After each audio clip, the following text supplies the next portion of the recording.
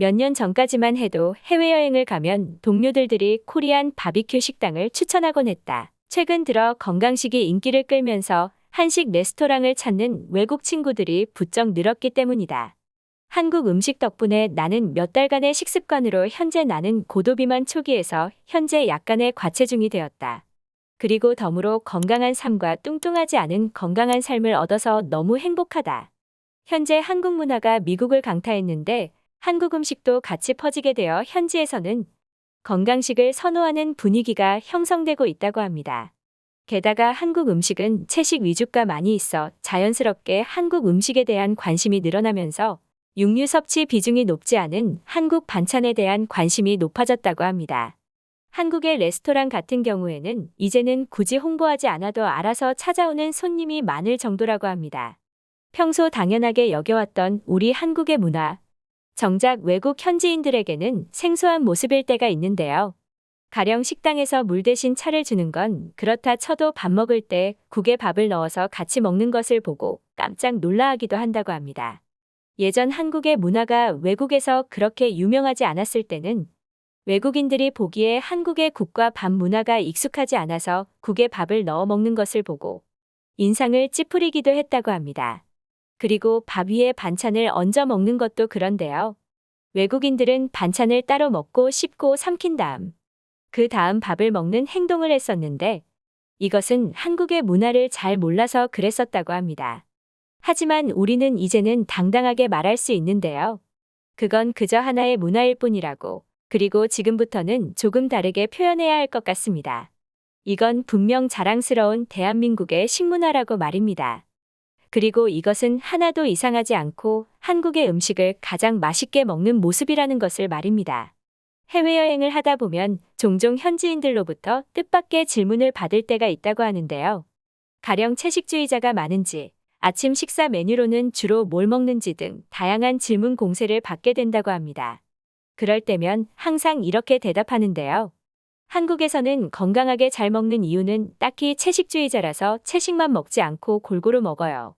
한국의 음식은 채식과 육류, 생선과 어패류 등 가리지 않고 조화롭게 음식이 이루어져 맛있게 먹을 수 있어요. 심지어는 해조류인 김과 미역을 먹는다고 말을 하면 10중 8구는 눈이 휘둥그레지면서 되묻는다. 아니, 그걸 어떻게 먹을 수 있는 거죠? 하고는 이내 고개를 갸우뚱거린다고 합니다. 아마 아직까지 서구권에 이제 막 퍼지기 시작한 해조류 음식은 단어 자체가 약간 생소한 모양었나 봅니다. 하긴 나조차도 최근에야 알았으니 당연한 반응일지도 모르겠는데요.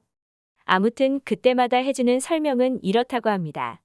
우선 한국의 음식 문화는 채소 위주의 식단을 선호한다고 말입니다.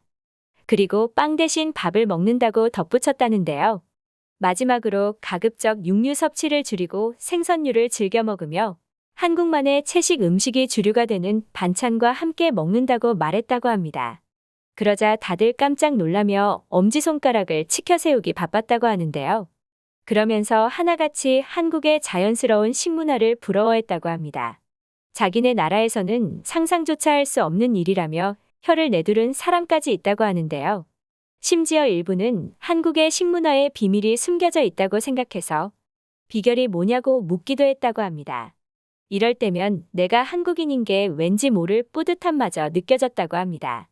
물론 모든 음식 면에서 완벽하다고 말할 순 없지만 한국 각각의 음식의 특징이 여러 음식과 조화롭게 이루어져 있는 것이 외국인들의 눈에는 큰 충격으로 다가왔다고 하네요. 외국에서는 채소 섭취량이 매우 적었다고 합니다. 샐러드라고 해봤자 양상추 몇 조각 들어있는 게 전부였고 그나마도 드레싱 없이 생으로 먹는 경우가 많았다고 하는데요. 심지어 과일조차 거의 먹지 않았다고 하며 패스트푸드나 영양균형이 깨져 있고 탄수화물과 단백질만 많은 음식만 먹었다고 하네요. 물론 개인 취향일 수도 있지만 적어도 내가 만난 대다수의 사람들은 그랬다고 합니다. 미국 정부는 이러한 국민 영양 불균형을 개선하기 위해 정부 차원의 노력이 이어지고 있지만 아직 갈 길이 멀다고 하는데요. 그 이유는 개인 스스로 친환경 생활 습관을 실천하려는 노력이 매우 부족한 상황이라고 합니다. 그와는 대조적이게 한국 커뮤니티에서는 자연스러운 한국만의 음식 문화 덕분에 정부에서 간섭 없이 영양을 골고루 섭취하여 이러한 문제가 생기지 않았을 것이라고 생각한다고 합니다. 이에 해외 반응으로는 코로나 이전 한국에 방문했을 때가 생각나 한국의 음식은 전체적으로 미국 음식보다 나트륨 함량이 매우 적어. 그리고 반찬이라는 여러 가지 채소들이 곁들여져 있는데 밥과 같이 먹으면 정말 맛있어. 한국의 반찬이 밥이랑 조화롭게 이루어져 하루 미네랄과 영양분을 채울 수 있는 것 같아. 맞아, 한국의 반찬 정말 맛있고 외국의 밥과는 달라 한국의 밥은 정말 고소하면서 꼭꼭 씹을수록 감칠맛이 느껴져. 나는 한국에서 밥 먹고 외국에 돌아온 후로는 밥을 지을 때 꼭 한국산 쌀을 사서 먹어. 그리고 가족들에게 한국 밥을 먹이곤 하지. 우리 가족들도 한국 쌀로 만든 밥이 다른 밥과는 다르고 담백하면서 맛있다고 하더라고. 맞아, 나 같은 경우도 한국에 있었을 때 한국의 음식 문화에 대해서 조금 놀란 적이 있었어. 한국은 다른 나라와 다르게 비만율도 엄청 낮잖아. 그 이유가 궁금했었는데 도착하자마자 밥 먹을 때 깨달았어. 한국 국민 모두가 이러한 음식을 먹는다면 살을 찔 일이 없을 것이란 것을 말이야.